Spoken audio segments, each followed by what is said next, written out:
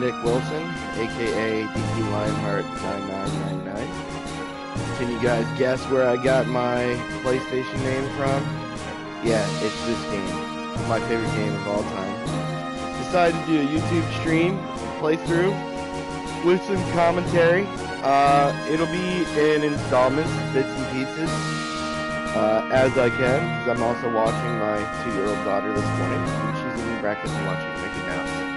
So if you hear Miska Mouse do in the background, that's just my daughter joining in on this live stream.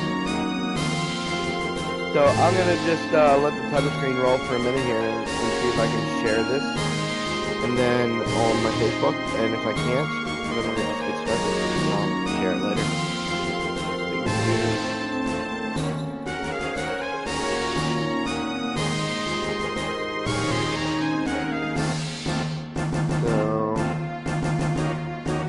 Can't see that I'm streaming right now, but that's okay.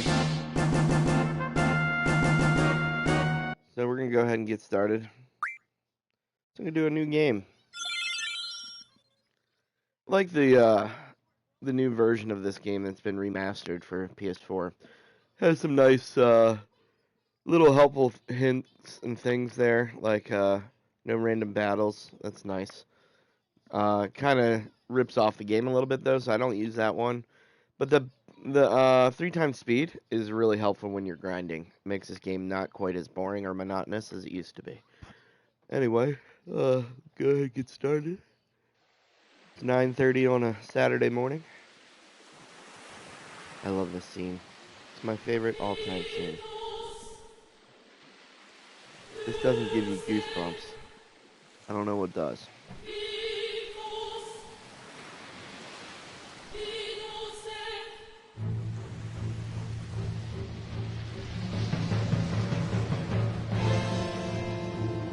I always love that part where it just zooms out into the ocean.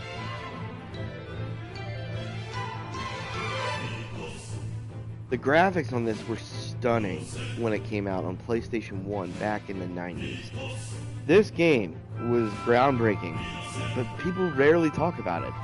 Everyone's like, oh, Final Fantasy VII, and then the Final Fantasy VII gets the remake. Well, I don't want them to ever remake this game because it was perfect as it was. The remaster was all I wanted.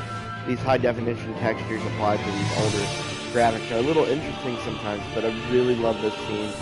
It's so cool. And then when I was like 13 years old, or however old I was when I first started playing this game, God, I must have been even younger than that. Maybe like 11. Anyway, when this game came out, this part right here, like, what the heck is that? Holy crap, is that a gun? Is it a sword? What is it? It's a gunblade. And I'm like, that is the coolest fantasy weapon I've ever seen in my life. And then this guy who's like an angsty teenager comes out of nowhere. Just starts freaking getting into it with his like arch nemesis right here. Now, when I was first watching this, I remember thinking, this sounded kind of weird. What's with this chick with the wings on her back? Is she an angel? What is this? And then, oh, this scary evil dude is here. Chick.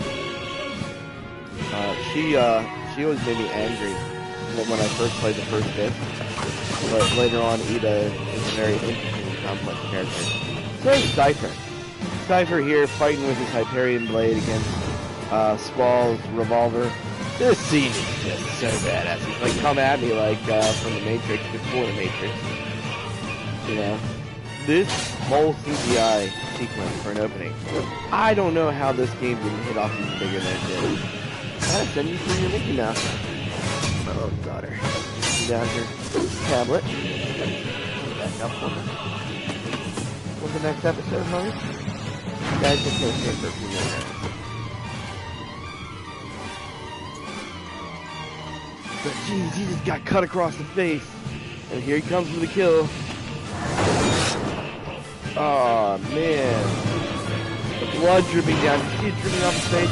That was so awesome in the 90s. We weren't used to seeing such crazy graphics in the CGI series. And then you're like, oh, you end up with the angel girl. Interesting. But you have no idea. Alright, so 1999. Yeah, so God, how old was I in 99? Yeah, I was 13. I guessed right the first time. because I was born in 86. So, 13 years old when I first played this game. So, I must have been in middle school, I think. And man, middle school was a tough time for me. This game got me through it. I would play this game hours on end in middle school and high school. Alright, it says, how are you feeling? And then you're supposed to respond. So, what I do when I stream this game, and it's just an interesting, I played around with it when I did it on Twitch. You know, I don't often read in the character's language, but I might kind of talk over which choice I would typically pick and why.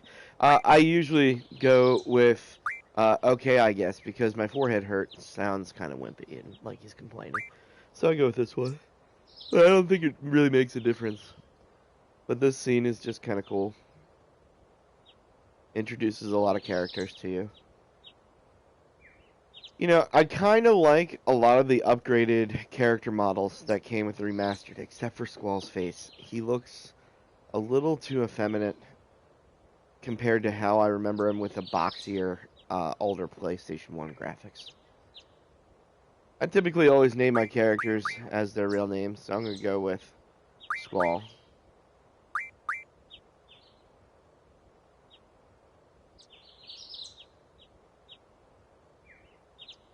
You know, a lot of people argue, how do you pronounce this name? Cipher, Cypher. I usually say Cipher, and I don't know why. I guess because of the EI. But Cypher would also make sense, so I don't know how to pronounce it. I'm curious what you guys think.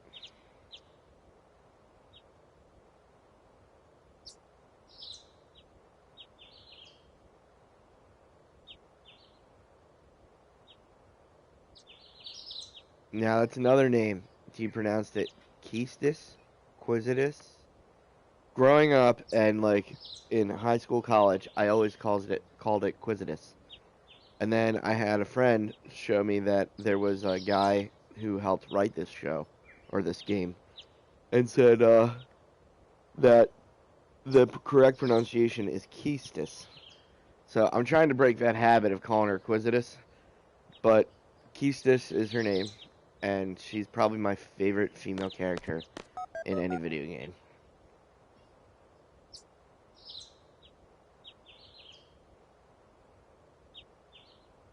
This part tripped me out when I was first going through this when I was younger. I was like, who's this chick?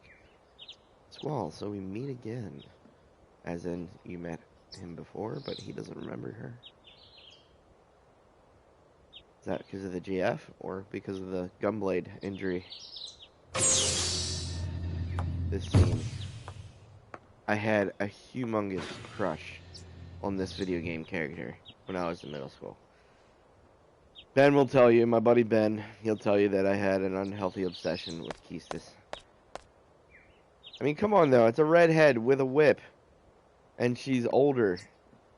Yeah, it was pretty awesome. I loved her to death. But I also knew she's just a video game character.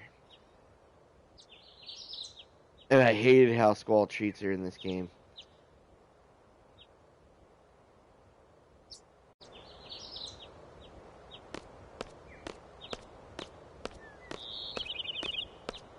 The characters' models and animations are a lot better in the remaster. Like that little hair flip she just did a minute ago. And like her laughing right now looks way more natural and native than it did before. Before it looked like the character was having a seizure. You know, so but even still back then, graphics like this on the PlayStation 1 were considered groundbreaking for in-game graphics. Like being able to have like reverse walking angles and stuff like this. This was still, you know, cool new stuff in the PlayStation 1 era. This idea of the text box adventure, which you don't see anymore because all character models are now voiced. This is another huge thing about this game that I'm so glad they kept it in the remaster. No voices. No voiceovers. Final Fantasy X did fine with that on the PS4 or PS2. You know, but I like imagining the characters' voices in my own head. I don't want to know what their actual voice is. Like, for instance, Titus's in Final Fantasy X sucks. So, I always wanted to go to this school. I'd be like, how cool would it be to go to a futuristic, cool school where I get to play with weapons all day, learn about killing crap and monsters and stuff.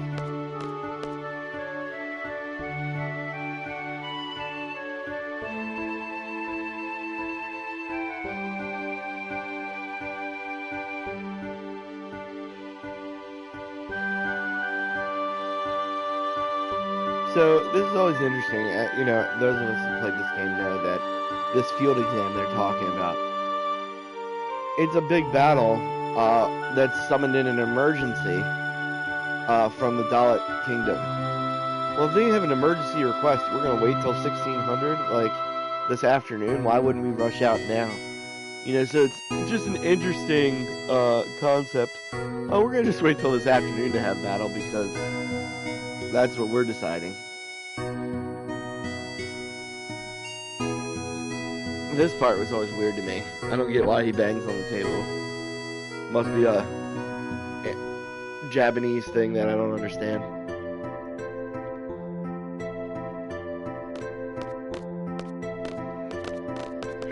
Always thought Cypher's jacket was cool, but I like Squall's too. I mean, it's a little fluffy, but it's still like biker badass. It's black leather.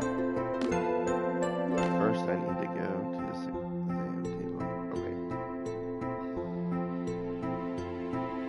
So I always go here first, just so I don't forget to do it, and that's really important because you have to go to the terminal to get your Guardian Forces. The first two Guardian Forces in the game are Quetzalcoatl and Shiva. Ice and Thunder, not in that order. Anyway,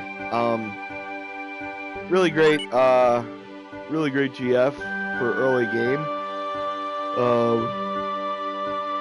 Quetzalcoatl raises whoever your magic character's magic stat, like almost right away.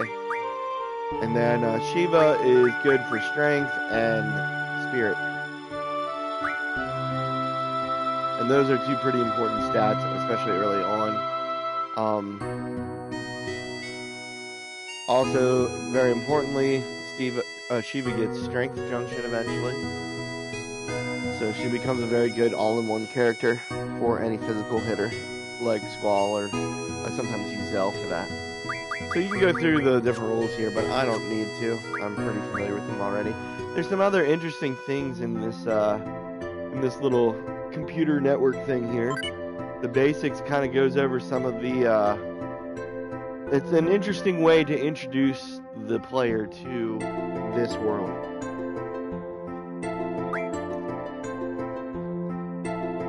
So magic is used by ordinary people as actually like magic mixed with technology.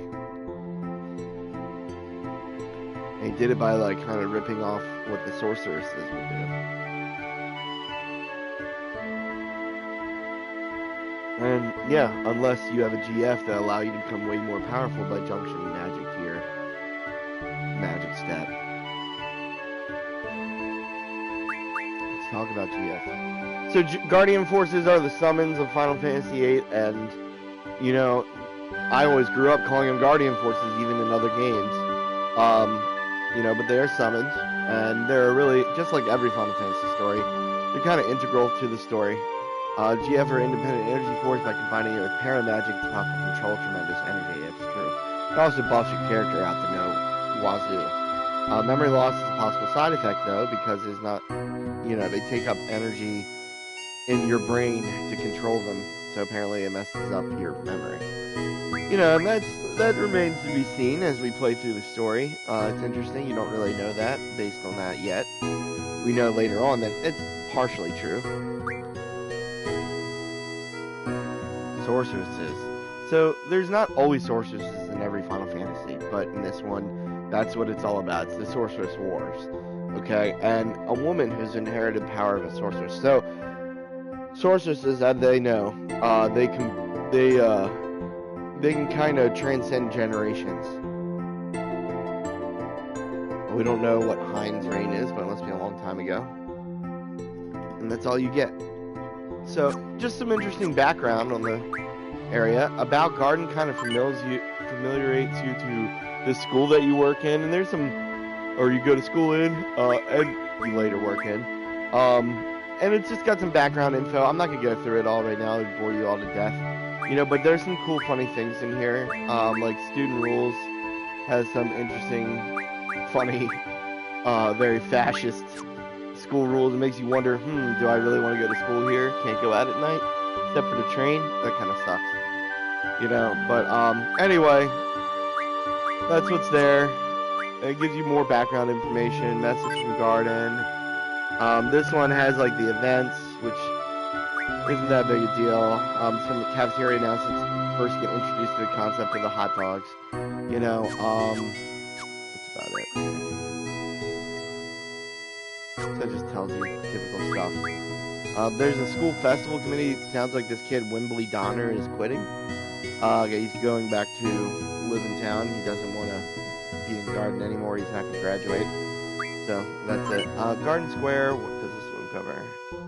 Oh, this is like their first message boards. So it's so funny. This is 1993. You know, you got to think, what is the internet at this time?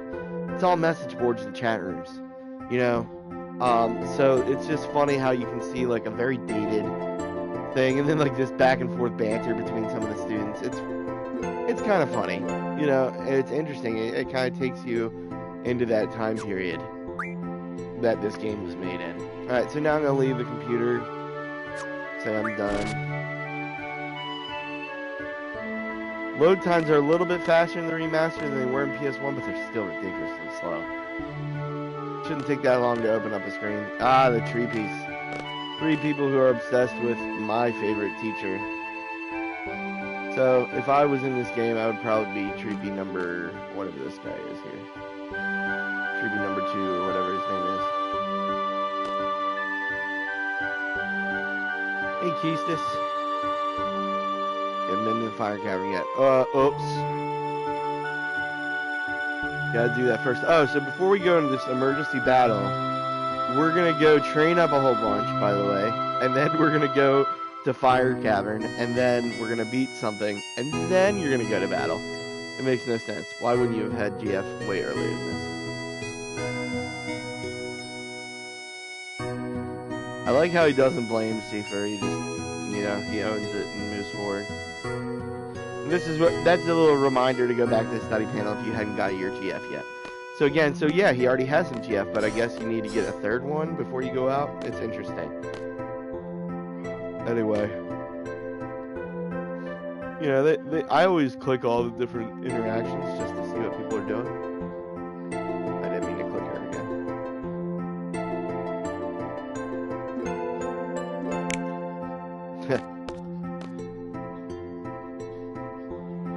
I don't know why 2 girls are into her. Kind of interesting.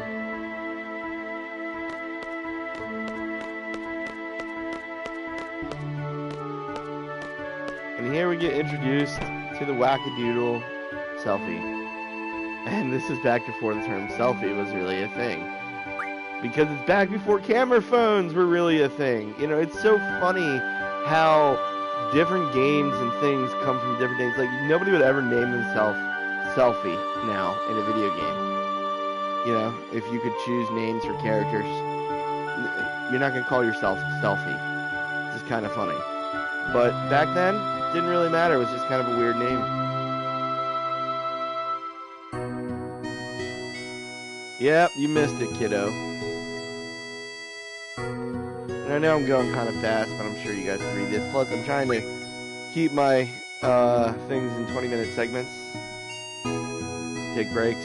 Let Addison go do something else. I don't want to sit here longer than 20 minutes. I know she's getting bored. Never forget to stop at this guy and get some cards on your way out of nowhere. And yeah, you don't want to challenge him because they won't do anything. So then, automated scene, you come down to the first floor of the garden, and then you have to kind of click through it, and Squall tells Selfie where everything is, once you come down here. This concept of non-fluid game worlds changed in PlayStation 2. So what I mean by that is in PlayStation 1, it's things like this where, like, you have those fade to blacks and then comes to a different part of the room. It's because they didn't have the memory on the PlayStation to render entire areas like this, so you had to kind of break it down. And the graphics were still crappy. So it's interesting how much this changes from Final Fantasy VIII to Final Fantasy X, which is my second favorite all-time game. Anyway, so we've hit 20 minutes. Once this is done, I'm gonna end this this share session. But this is a good little intro that tells you what all the different rooms do. And I know I went through them really fast while talking, but those of you that play this game know where all the different things are. Alright. That kid running there has a mini mod card. Alright, we're gonna save the game. And we'll pick up here next time. Thank you for joining my very first YouTube stream. We went a little bit over on time. Next time will be another 20-40 minute session. And occasionally I'll play sessions not streaming where I'm just leveling. That's probably what I'm going to do next. Is I'm going to just go get some cards, maybe level up a little bit in the garden training center, and then I'll pick back up before the next plot scene, which is when you go out to Fire Cavern. So by the next time you see me, I'll probably be around level 20. I'll have several things unlocked for both Keistis and Squall with their GF, and I'll be ready to at least get some cards on the way out of the Fire Cavern. So we'll see where we are from the next stream, but thanks for joining, and we'll catch you at the Fire Cavern.